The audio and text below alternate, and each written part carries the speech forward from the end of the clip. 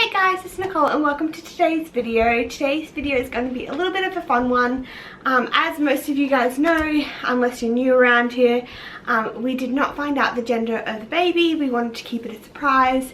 So what I thought I would do is go through all the old wives' tales that I could find on the internet and all of the like the tests that they say that you should do during your pregnancy to see if we can discover the gender of this baby. So I've got a huge list of old wives' tales here. I just went to a few different of the baby websites that I could find on Google and just sort of wrote them down. So it'd be really interesting to see what this comes out with. Personally, I think it's probably going to end up like more or less 50-50, just because I don't think there's actually any scientific evidence behind any of these old wives' tales. Especially as midwives, I have people asking me all the time, especially the one about like how fast the heartbeat is and that sort of stuff. And yeah, honestly, there is just no scientific evidence behind it, but I thought it would be a little bit of fun. So getting into it, the first one that I've got here is the old heart rate wives' tale. So basically the old wives' tale is that if your baby's heart rate is greater than 140, it means you're having a girl, and if your baby's heart rate is less than 140, it means you're having a boy. And I have to say, I'm pretty sure most of the time, especially in the early stages of the pregnancy, the heart rate was about the 150 to 160 mark. So that is 1 point for girls. I will note though that most babies' heart rates sit quite high at the beginning of the pregnancy, and then as they mature and their hearts and all of that mature, then their heart rate tends to slow down. So again, I don't think there's any scientific evidence behind this. The next one is the Chinese gender chart, and there's lots of different websites you can go to do this, and basically you put in your date of birth and the month or something that you conceived, and it basically works out using a lunar calendar what you are supposed to be having. So I went and did that, and that came out as a girl. That's 2 for girl, 0 for boy. The next one is the linear negro, which is the brown line that runs down along a lot of pregnant ladies' bellies, and they were saying that if it's running from your belly button down to your pubic bone, that you're having a girl, and if it's running all the way up, then you're having a boy. I have to admit, I don't really have much of a line there. Occasionally I will see like a very faint line, and when I do, it goes all the way up. So that is a 1 point for boy, 2 for girls. The next one is heartburn. So apparently if you get a lot of heartburn in your pregnancy, then you're having a girl, and it's more likely that she's got a lot of hair. And if you don't get heartburn in your pregnancy, then you're having a boy. Now if you would have asked me this like 6 weeks ago, 7 weeks ago, I would have said no heartburn, definitely having a boy. However, in the last few updates that I've done on my bump dates, you would have seen I am getting heartburn now, and it's definitely getting more frequent as I'm progressing in my pregnancy. So that is another one for girls. So that's 3 for girls, 1 for boy. Sorry if I'm looking down all the time. The next one is whether or not your skin has been dry or whether or not it's been soft and subtle. Basically my skin has stayed the same. I haven't noticed it becoming any more dry than normal. So I guess I'll have to go with like soft skin, which is a point for girl. So we've got 4 for girl, 1 for boy. The next one is whether or not you're carrying low or high. So a lot of people think that the shape of your belly will give away whether or not you're having a boy or a girl. If again you've been following me for a while and you've been following my updates, you will know that I personally feel like I've been carrying quite high. So apparently the old wives' tale is if you're carrying high, it's a girl, and if you're carrying low, it's a boy. I will just show you guys a little shot of my belly. I don't know if you can really see it there, but I think it's high. I feel like it's dropped a little bit, but I still think it's quite high. So that's another one for girls. So that's 5 for girls, 1 for boy. The next one is whether or not your hair has been really nice in pregnancy, so nice and thick, or whether or not your hair has become dull, thin and dry. My hair is always thick, but I haven't noticed personally any changes in my hair, so it definitely hasn't become dull or thin at all. So I'm going with like thick hair. So that is a point for boy. So 2 for boy and what's that, 5 for girls. The next one is whether or not you've had more leg hair than normal, or whether or not your leg hair has been growing slower than normal. So if your leg hair is growing a lot, then you're having a boy. And if your leg hair hasn't been growing as much, then you're having a girl. So if I think about that, I actually have not been needing to shave my legs nearly as much as I normally would this pregnancy. I feel like it's growing quite slower than normal, and it's kind of a bit patchy as well. So like some patches that aren't really growing at all, which is fine by me, especially it being summer here. So that is another point for girls. So we're at 6 for girls and 2 for boys. The next one is about your face and whether or not you've had really nice skin throughout your pregnancy, or whether you've been prone to breakouts and that sort of thing. So apparently if you have been having a lot of breakouts or oily skin, then you're having a girl, because the girls suck away all of their mother's beauty. Or if you're having a boy, then your skin has stayed the same, or your skin's actually become quite nice. So I would say that my skin has been the same this pregnancy. I don't normally have many breakouts, and if I do, they're quite really quite rare, and I haven't had any breakouts or anything like that at all this pregnancy. So that is a point for a boy, which is 3 for boy, 6 for girl. The next one is whether or not you had morning sickness. So apparently if you had a lot of morning sickness, then you're having a girl, and if you didn't have a lot of morning sickness, then you're having a boy. Again, going back to my bump dates, if you've been following me the whole pregnancy, I had a pretty good first trimester. I had you know, like the normal pregnancy sort of things, but I didn't vomit at all. I haven't really vomited at all this pregnancy, so I definitely didn't have a lot of morning sickness.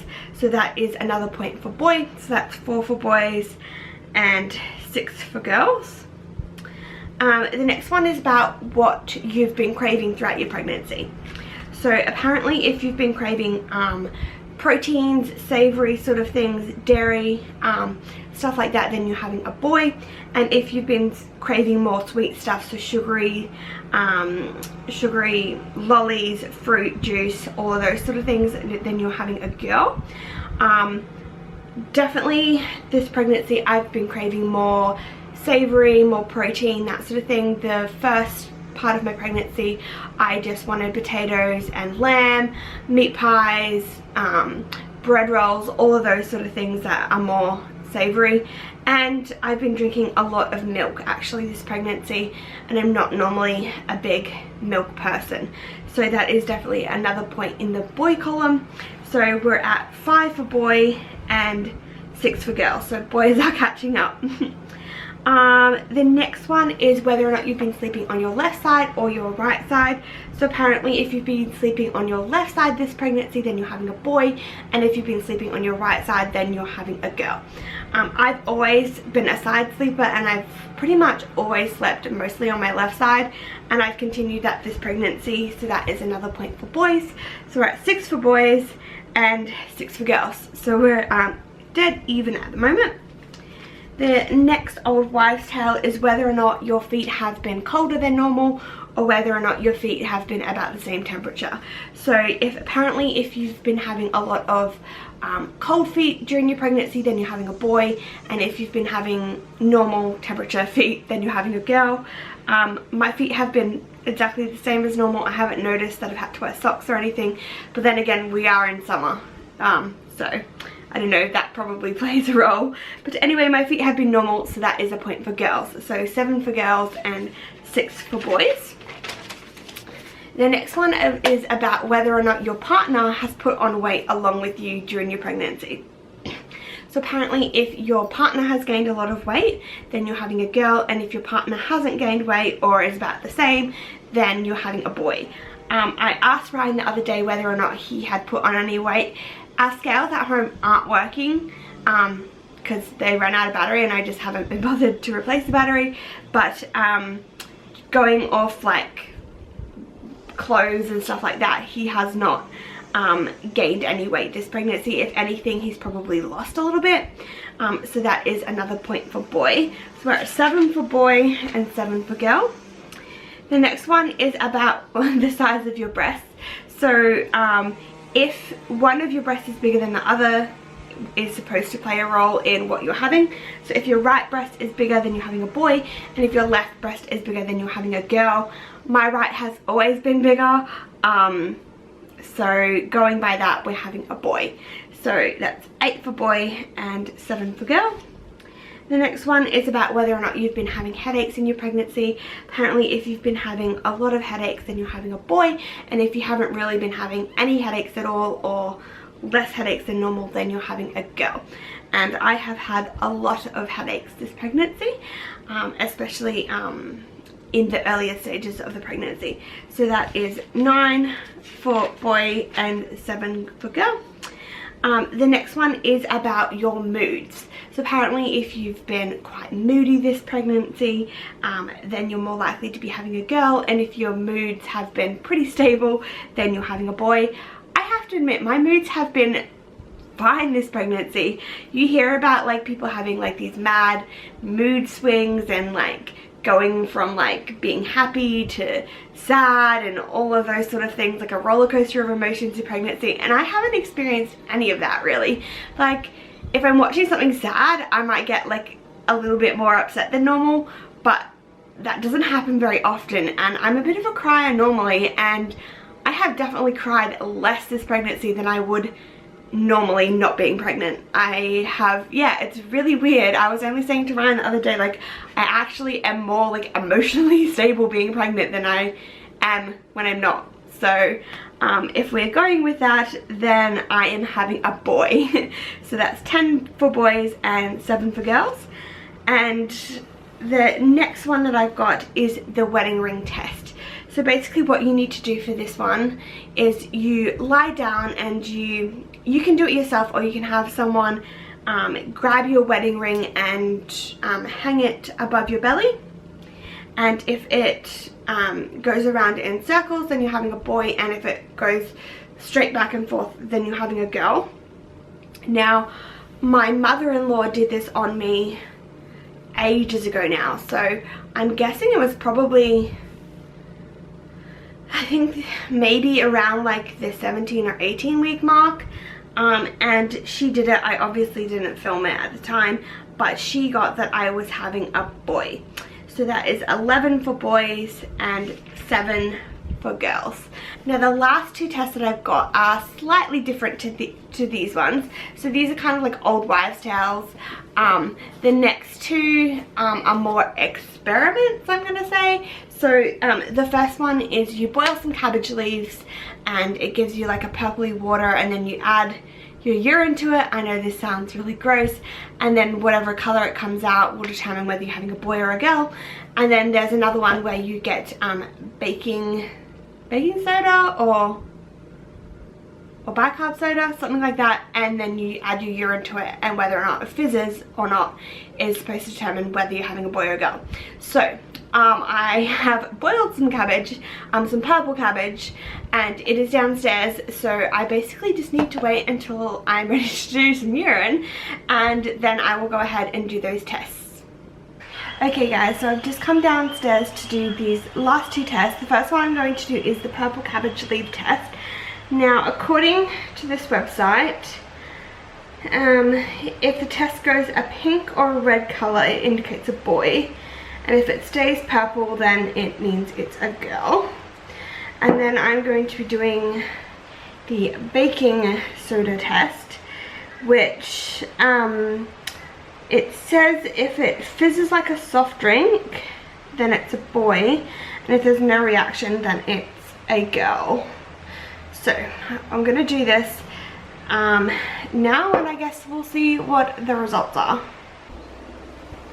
Okay, so I have the purple cabbage leaf water here, and I'm sorry that you're gonna have to see my urine, but you're supposed to add equal parts, so hopefully I've got enough urine there.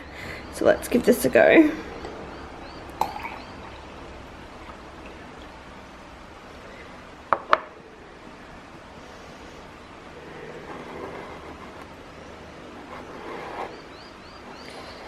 So I don't really think that color really changed at all. If anything, it just looks slightly more dilute. So I said if it went like a pinky red color, then it's a boy, and if it's purple, then it indicates a girl. I would say that is still purple. I didn't see much of a color change at all. So what I've done is I've grabbed a shot glass of the cabbage water that was sitting on the bench still, and I'm going to put that next to the cup. Now, I would say that it's still purple. I think it's just slightly more diluted.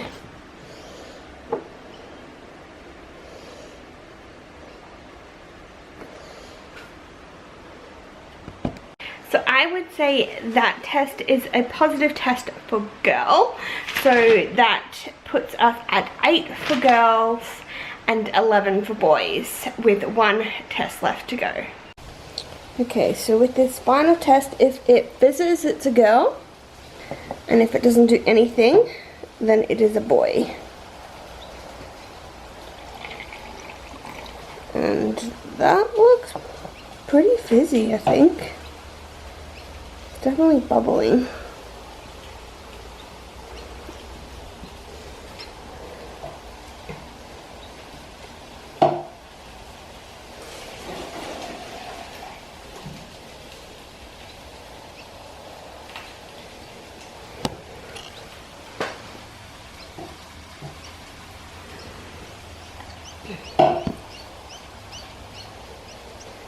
Okay, so according to all of our tests then, so that last one I would say came out as a girl, which gives us a total of 9 for girls and 11 for boys.